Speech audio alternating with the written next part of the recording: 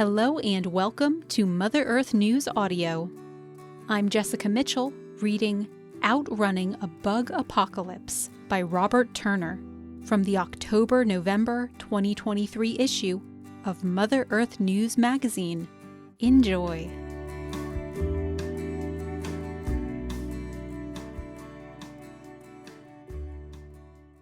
I remember as a child riding in the truck with my father and counting the bugs that hit the windshield. Bright greens, reds, and yellows splattered like a Jackson Pollock painting. Very few insects hit my windshield today when I drive that same stretch of road. Where have all the bugs gone? I realize my observation is not scientific proof of a bug apocalypse. I could have conducted a more methodical experiment over the years, recording the species of bugs hitting my windshield after a specific number of miles on the same stretch of road, traveling a designated speed, and so on. My scientist friends might be impressed by my rigorous bug windshield experiment, but I'm not certain any journal would publish the findings. Still, the drop in insect numbers is apparent. A 2014 study of 452 species of insects found that 45% fewer of them flit across North America than did in the 1960s. A study showed 81 species of butterflies declining by 1/3 over the past 2 decades. Related research suggests 30% fewer birds fly over our heads than did 50 years ago. And given that birds eat bugs, I believe these trends are related.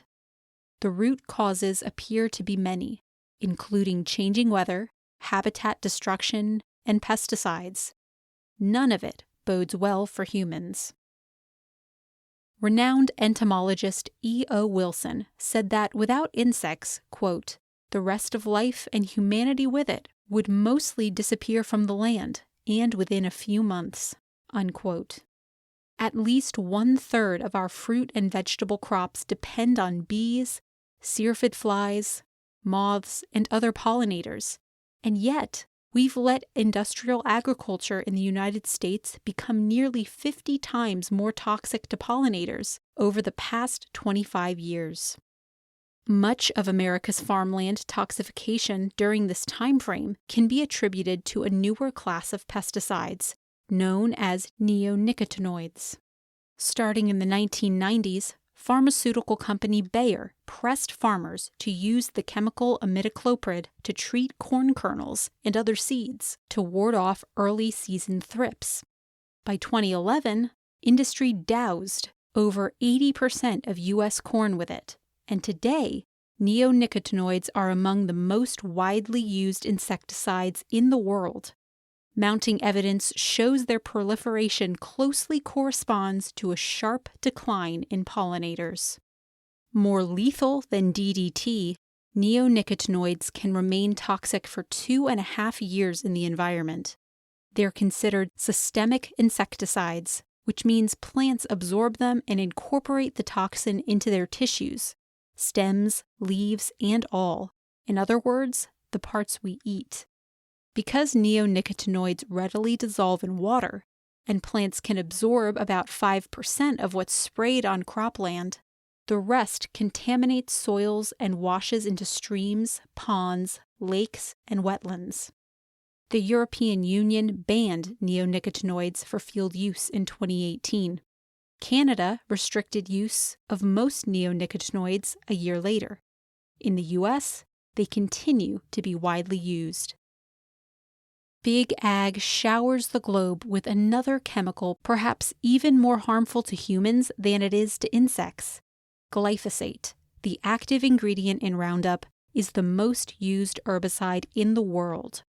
The World Health Organization has identified it as, quote, probably carcinogenic, unquote, to humans. And the Centers for Disease Control and Prevention found glyphosate in the urine of 4 out of 5 children and adults sampled from across the U.S. Exposure to Roundup has also been linked to an increased risk of Parkinson's disease, elevated risk for autism, serious neurological diseases, and documented effects on reproduction. Especially worrying for me is that children in the U.S. are regularly exposed to glyphosate through the foods they eat every day. A series of tests commissioned by the Environmental Working Group found glyphosate in all samples of popular oat-based cereals marketed to children. This is unsurprising, given that it's been found in nearly every food product tested by the U.S. government, from baby food to beer. And it makes even more sense when you learn Roundup is used as a desiccant, sprayed on plants to dry them out in a final step just before they're harvested and shipped to the grocery store. We're eating the stuff, and it's poisoning us. The good news is that glyphosate is increasingly unpopular with regulators, who are pushed by consumers to act. Roundup and its knockoff brands are banned in Germany and Mexico, while local governments in Australia, Canada, India, and Europe have either banned them or restricted their use. An outright glyphosate ban has not come to the U.S., despite a vocal and educated movement calling for it. Bayer is also the maker of Roundup and has agreed to settle nearly 100,000 U.S. lawsuits totaling $10.9 billion, all the while denying that its product causes cancer. Reluctant to wait for a ban, I choose organic foods when possible. A major study published in JAMA Internal Medicine found a significant reduction in cancer risk for thousands of individuals who ate a lot of organic food. Many consumers look for healthier, more nutrient-dense food that has less impact on ecosystems and the climate. Food conglomerates know it's good business to give us what we want. Ag tech companies are researching plant genetics, enabled by advancements in CRISPR, a suite of techniques that make it easier for bioengineers to manipulate DNA and RNA by editing parts of the genome. RNA technology has been used for years to combat viruses and diseases in humans. It was used, for instance, to fight the Zika virus. In this case, scientists modified the DNA of male mosquitoes that transmit the virus so they could not reproduce.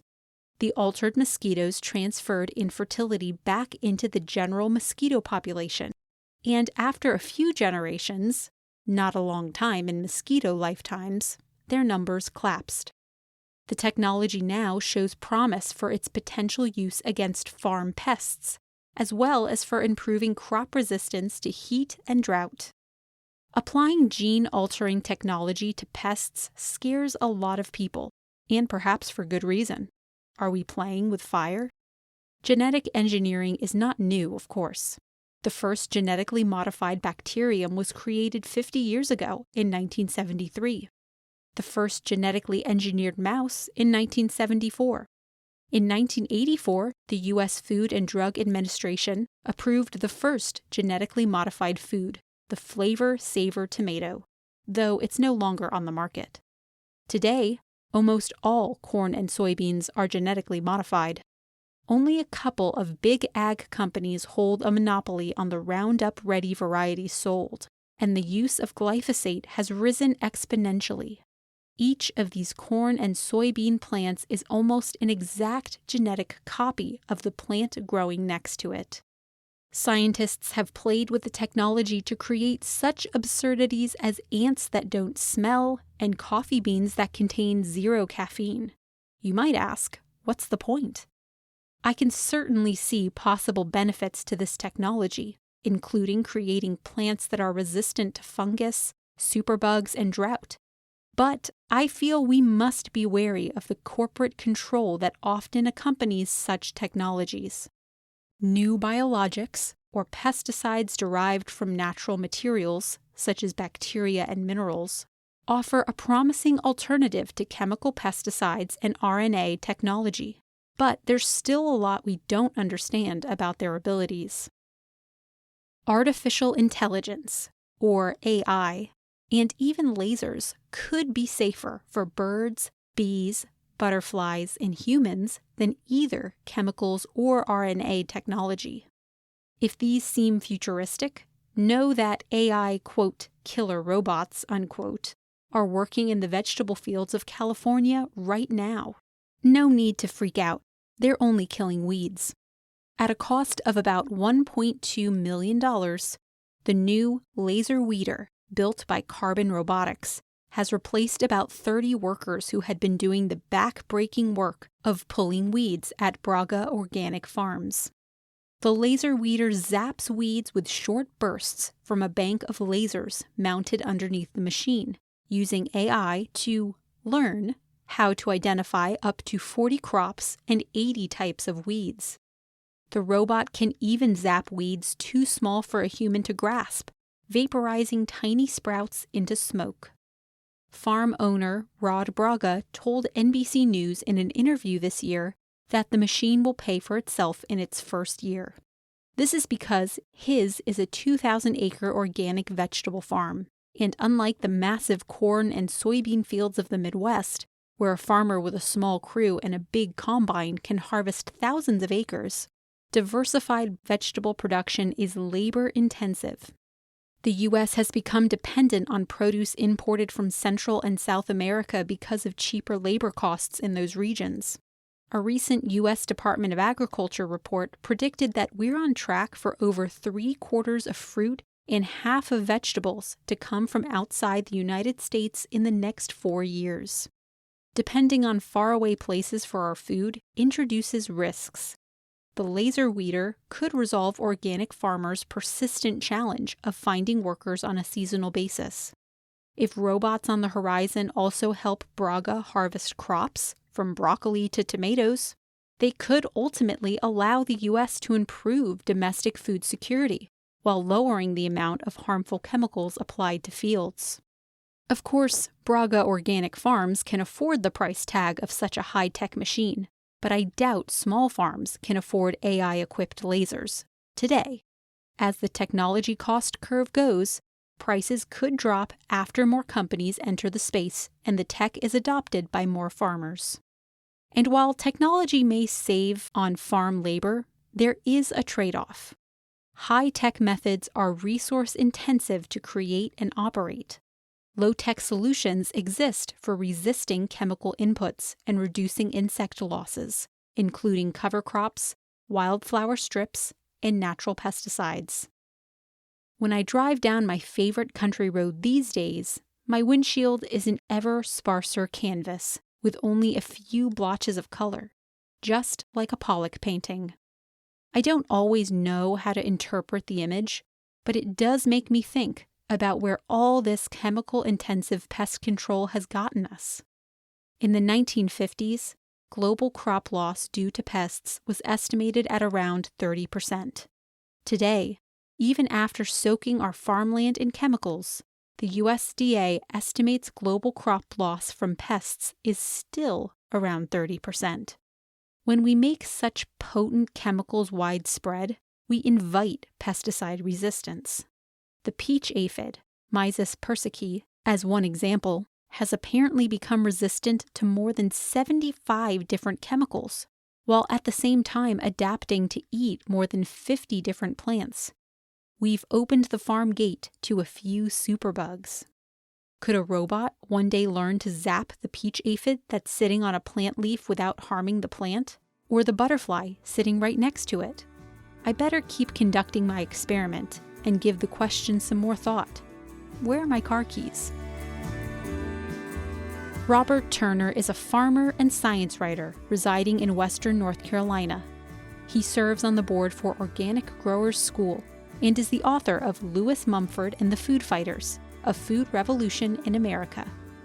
We hope you enjoyed the audio version of Outrunning a Bug Apocalypse. You can reach us at letters@motherearthnews.com with any comments or suggestions. To listen to more audio articles, go to the Mother Earth News and Friends podcast and look for audio article in the episode title, wherever you listen to your podcasts. Music for this reading is So Far, So Close by Jazar. Thanks for listening.